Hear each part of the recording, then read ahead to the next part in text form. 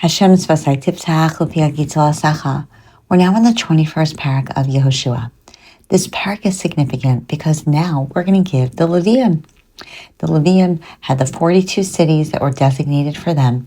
The Afitzem Yisrael, they're going to be scattered among all of the Shvatim of Yisrael. And they'd see, Vayigeshu Rashi Avos HaLeviim, the Levium, the heads of Levium, they see, and they go with some level of appeasement, because that's what Vayigash, like Vayigash Elav Yehuda goes forward to Yosef to try to work things out. So to here, the heads of Levium come to Elazar, the Kohen, Yehoshua, and all of the heads of the Shvatim, and they say, okay, now we're in Shiloh, right? Vayidabru aleim b'Shiloh, we're in Shiloh, and what do they say? It's time, could we please have our land? Okay, we also were supposed to get our land, and we haven't gotten it. Now, what kind of appeasement do they have to do? Because ultimately, the Shvatim say, well, you haven't done anything. So, until this point, why would we be, we didn't know that you were giving you haven't really been functioning in the same way that we expected. And the truth is that until Shiloh, until the Mishkan was in Shiloh, they didn't, because there was no real reason to know who was tamei, who was impure, who was pure.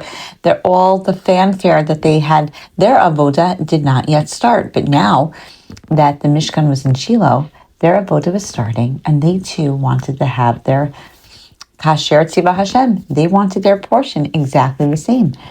They wanted their portions, the arim that they were promised, and migrashehen, and also the towns that they would be able to pasture their animals. What is that?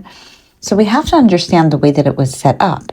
It was set up that around the town that they had was 1,000 amos of no man's land that nothing could be, and then came 1,000 amos of where the vineyards and all of the all the other stuff was allowed to, the vineyards and all of the plantings and all that kind of stuff that was able to be done during that 1,000 the next 1,000 amos. Now, why is that significant? Well, it's significant because if you think about it, who were the Levium? Let's go back and understand the Levium. Let's understand their position and their point. Remember, they are the people that are very zealous in Kiddush Hashem. So much so that when they joined forces with Shimon, they didn't do good things. But they also separated themselves out. They were not slaves. They didn't participate in the golden calf and all the sins. So they really are very staunch in what they believe. Now, as Hashem is setting up, so to speak, the way that the Nachlas, all of the inheritance should go, he puts 42 cities of zealot Kiddush Hashem people all around.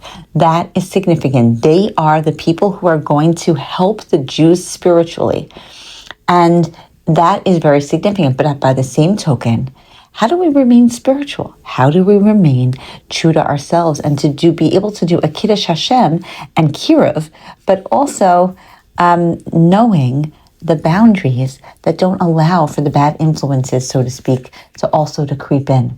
And so what used to be that they completely isolated themselves, they're not going to do that anymore.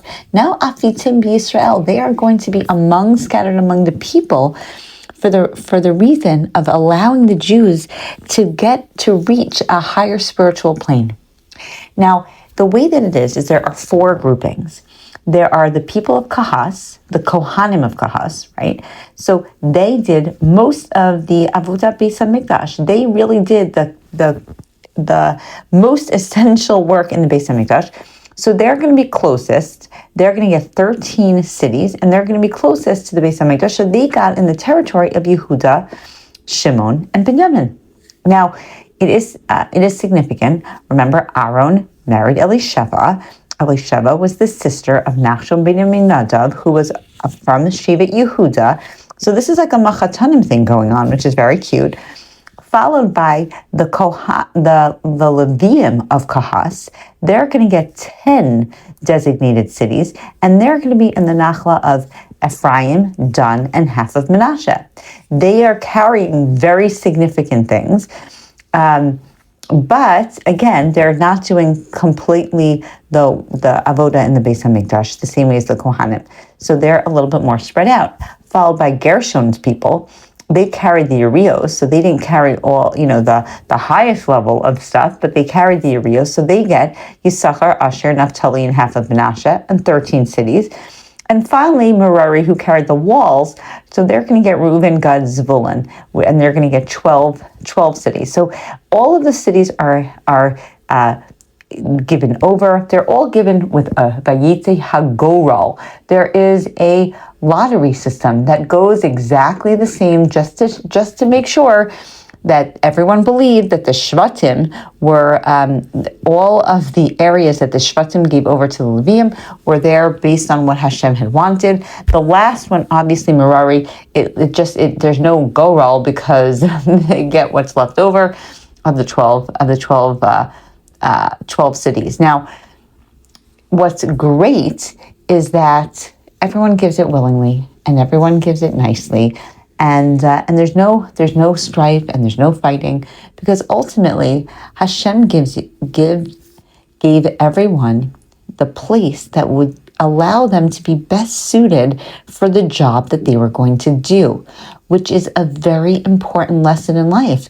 Hashem always gives us exactly what we need to be able to fulfill our job in life. And if you cross over and you start to think about somebody else's job, or you're not, then you're not as well suited and it will not be successful. Here, people just accepted the part that they got. They were happy with it and they accepted knowing, okay, this makes sense based on proximity to my job, right? The commute won't be so bad. And that's just how it goes. Now, what's very beautiful after all of this, all of the fanfare of the division, is that the last psukim of the Perek say something that is very significant.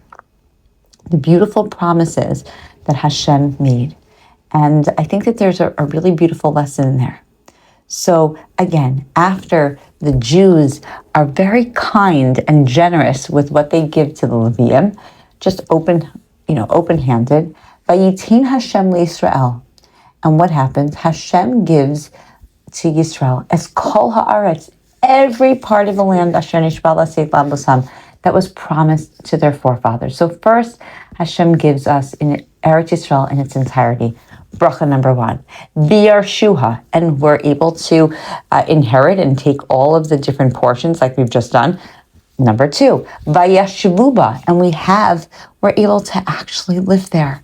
What a huge bracha. Okay, that's number 3. Vayanach Hashem lehem misaviv, and Hashem gives them rest so that they don't have to worry on all sides. That's number 4. Kakol asher nishbat, exactly like the way that he promised the avot.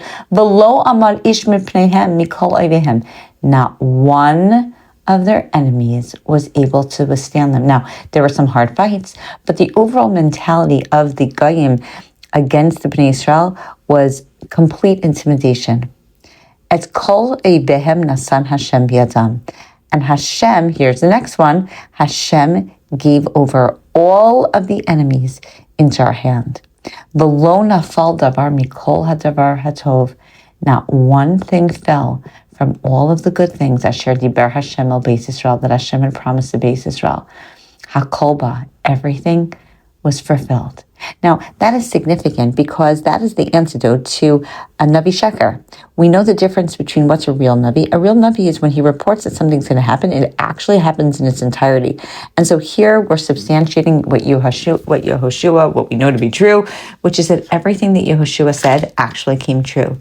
And it's very significant that it does. But if you just think about the beauty of what Hashem is promising, Lo nafal davar mikol hadavar tov. Hashem never Nothing fell.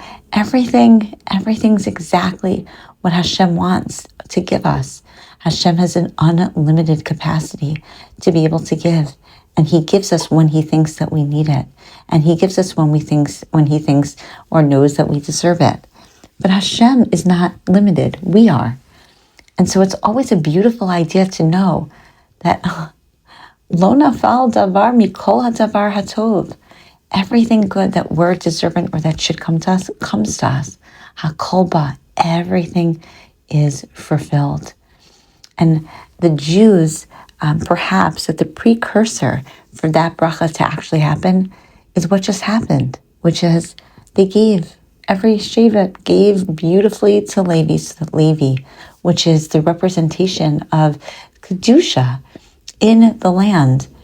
Everyone's giving to the Kedusha of the land. So Hashem's like, okay, look what you just did. You opened up the gates of bracha, and I'm going to give to you because of how much you're giving to each other and how much you're giving back to me. And that relationship, symbiotic relationship, is such a beautiful one that we're seeing in Eretz Yisrael. And in Mirz Hashem, we should continue to be able to have that level of symbiosis where Hashem looks down and says, I am so super proud of you. You're being kind to one another. You're being Kiddush Hashem to me. You're listening and you're doing exactly what is being asked. So here you go. Here's all the brachos. Here, you've got it. And everything that you're promised, all the promises are all going to come true. Mirz Hashem, b'mihira b'yameinu.